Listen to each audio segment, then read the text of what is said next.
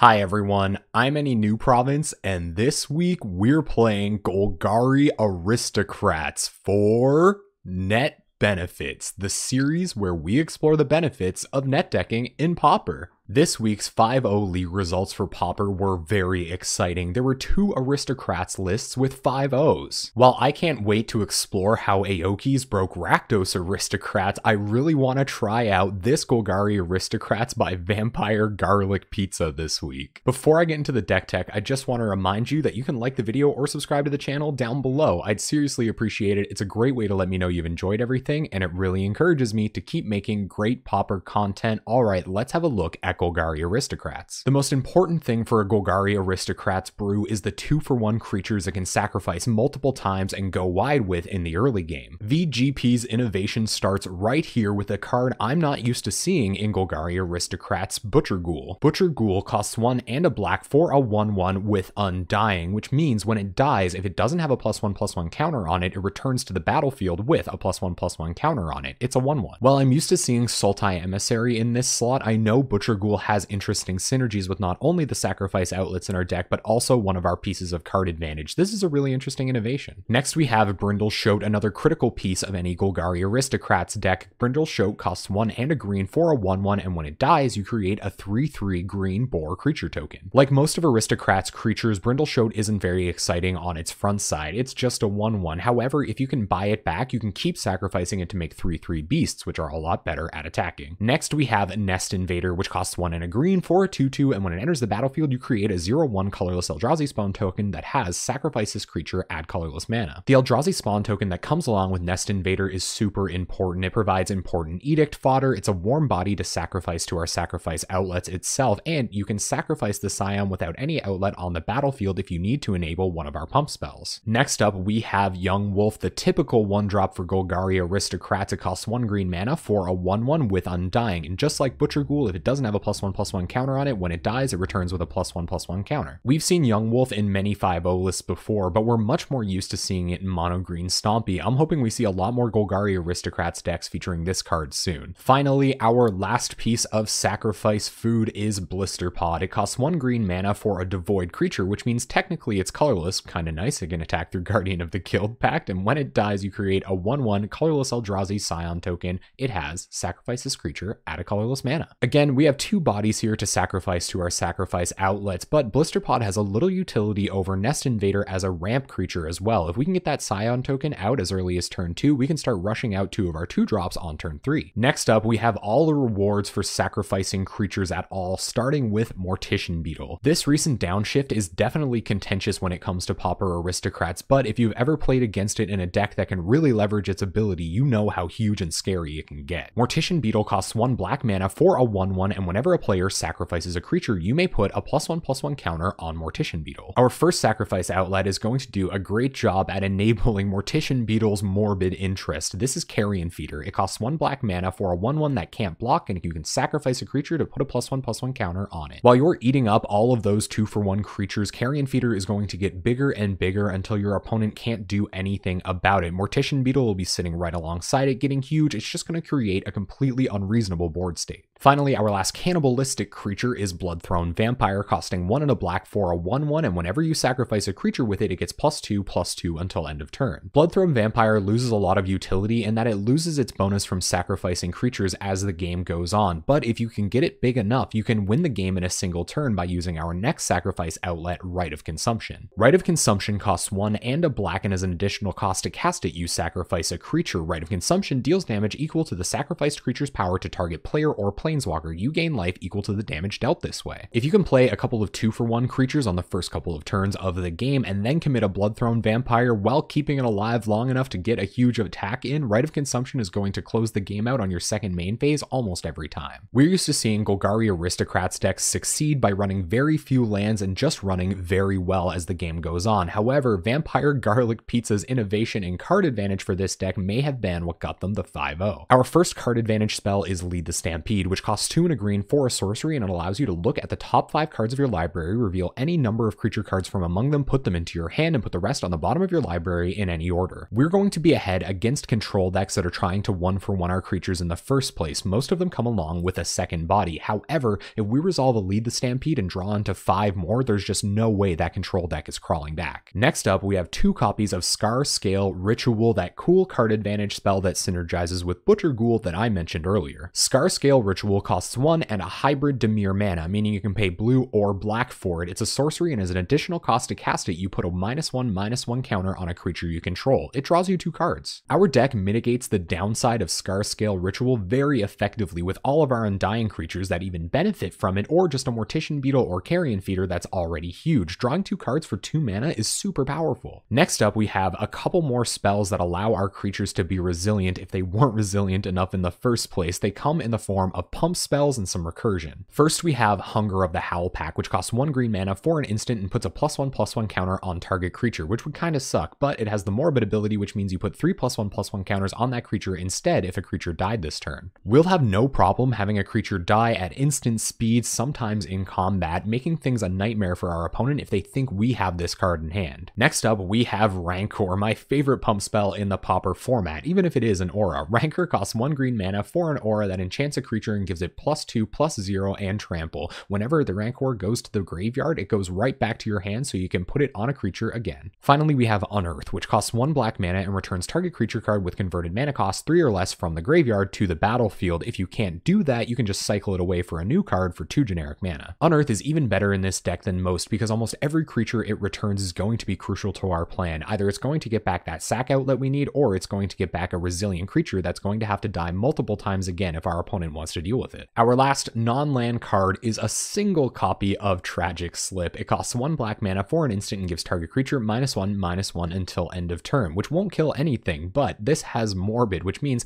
that creature gets -13/-13 until end of turn if a creature died this turn. Ideally, we'll have a sacrifice outlet on board to make sure our Tragic Slip is online when it has to be. However, if it's not online, maybe it will still kill a Spell Stutter Sprite, or we can just run a creature into our opponent's board, hope they block, and then Tragic Slip whatever blocked it. Alright, let's have a look at this mana base. It's nice and simple for non-basics, just 2 copies of green-black Karuz in Golgari Rot Farms, and 4 copies of standard Pauper Duels in green and black in Jungle Hollows. For basics, we have 6 forests and 8 swamps. We want to make sure that we get our Carrion Feeder down on turn 1 to start pressuring our opponent, and we have just enough forests to hit that 3rd land drop untapped and run out a Lead the Stampede. Alright, let's have a look at this sideboard. First, we have lots of Edict effects for taking care of Boggles and for growing our Mortician Beetle. We have 2 copies of Aerial Volley for taking care of even more fairies, or a Core Skyfisher that's blocking our creatures. We have 2 copies of Caustic Caterpillar for getting back with Unearths and for blowing up our opponent's artifacts. We have 2 copies of Cartouche of Ambition for growing our creatures and gaining life against burn. We have 2 copies of Evil Presence for controlling Tron's mana base. We have 2 copies of Scattershot Archer for killing fairies before they can counter our spells, and 2 copies of Shrivel if our opponent is going wide with elves or tokens. And there you have it, Golgari Aristocrats by VampireGarlicPizza, probably the best Moto username I've ever heard. We're going to take VampireGarlicPizza's deck into a league at twitch.tv/AnyNewProvince this Wednesday night at 7 p.m. Atlantic time. We're there every Wednesday night playing competitive Pauper decks. Before I go, I just want to remind you that you can like the video or subscribe to the channel down below. I'd seriously appreciate it. It's a great way to let me know you've enjoyed everything, and it really encourages me to keep making great Pauper content. Thank you so much for watching. I hope you enjoyed this deck tech, and hopefully I'll see you on Wednesday night.